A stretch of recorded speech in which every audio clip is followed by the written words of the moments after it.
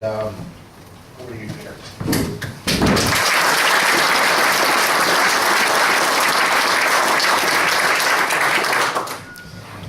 The reason that we took the initiative to call this meeting was mainly to work out what practical ways we can offer support for Rob in the struggle for reinstatement.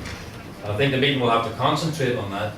But if there are some general issues, and I appreciate I'm fighting against speaking here, the atmosphere in this meeting, which is getting hotter and hotter. I think maybe the best thing we could do now is leave, reconvene, reoccupy the factory up in Bistia and have a meeting in the canteen. It's better surroundings there.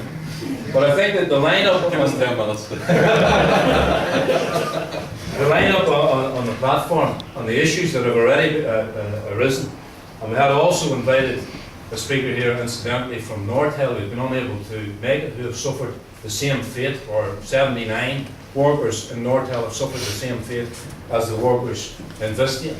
These incidents, I think, illustrate the brutal nature, the brutal, ugly face of capitalism at present, because we are in the worst economic crisis since the 1930s. And what this platform and these issues illustrate is a common theme in this, that it's the working class that have been asked to pay the price of this crisis, to pay it in the form of job losses, of wage cuts, of attacks on conditions, and fundamentally on an attack on the right to organise.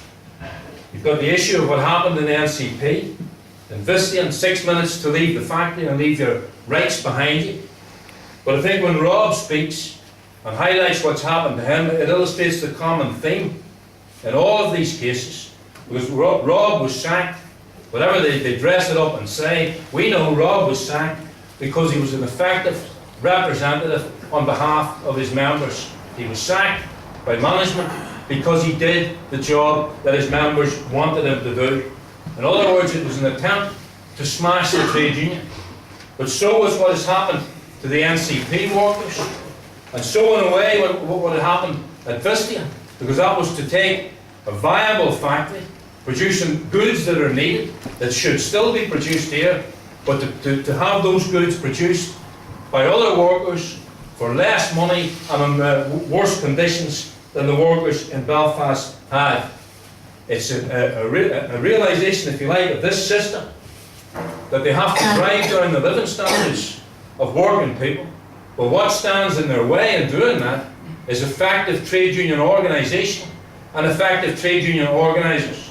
And if that stands in their way, then the first line of attack has to be to remove those people and to destroy that organisation. That's the common theme of all of these incidents that exists or comes from this platform.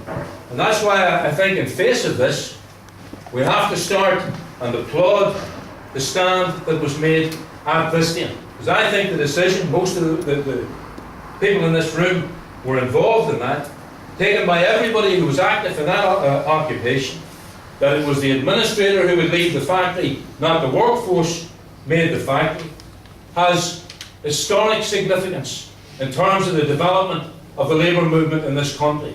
When it's looked back on in a decade or a couple of decades' time by people who write an honest account of what's happened in the labour movement, this dispute will be seen as one of the most significant, certainly in the recent history of this movement.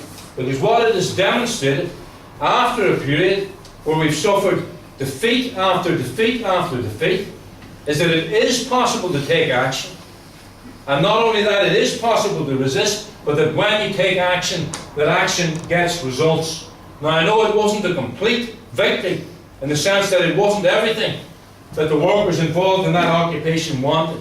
There is the issue of pensions, but I think overwhelmingly the question was one of jobs. But it was a victory nonetheless, in the sense that the position that the workers walked out of that factory after 7 weeks was very different from what it would have been the situation 7 weeks previously. If only, never mind the amounts and redundancy and so on, but if only for the difference that 7 weeks on, the workers marched out of that factory proudly, with their heads held high, having fought and having brought a multinational company, which has the power of governments in small countries, or more power than that, to the negotiating table and force concessions out of them. I think that was a major achievement, and one that will be recorded in the history of our movement.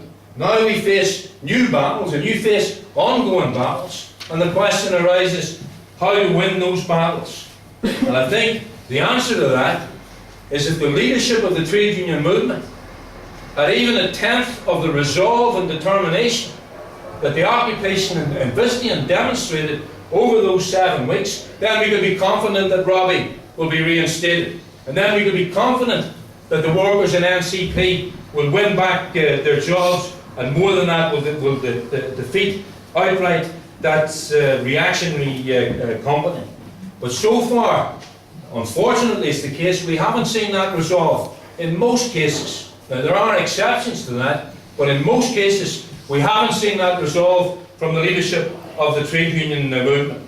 Even in relation to Vistian, I think if action had been taken decisively, whether immediately confronting the law or around the law, by Tony Woodley and the national leadership of Unite, on the question of blacking goods in the Ford companies, you would have had a better result. Whether you would have kept the factory open is a little bit of an open question. But if it is the case that the threat of picketing of Bridgend at least was partially responsible for bringing the settlement that came, how much more would actual blacking of goods in that factory have brought, at least on the pensions, if not on some of the other issues? Unite now have a campaign that they've launched for jobs, and we welcome that. That's a good initiative from the union. But it should be a campaign taken up in the way that the Vistian occupation was conducted. And they had a demonstration organising people from different regions in Britain to go last weekend to Birmingham on that issue.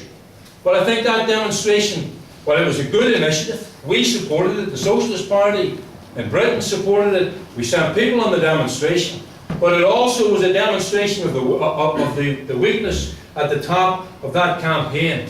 Because I find it incredible that the Unite leadership in this context, where you have an onslaught against jobs, a massacre of jobs, especially in manufacturing industry, should have a demonstration marching for jobs, and at the head of that demonstration, along with Tony Woodley and other trade unions, they had Digby Jones of the Confederation of British Industry. They had the employers speaking from that platform. That's a little bit, would have been like last Monday when the Vistian workers walked out of the factory to have a meeting in the Balmoral Hotel, inviting Steve Gaughan to come and address the workers at that meeting. It's up to CML. I don't think he would have come. Accepted the invitation.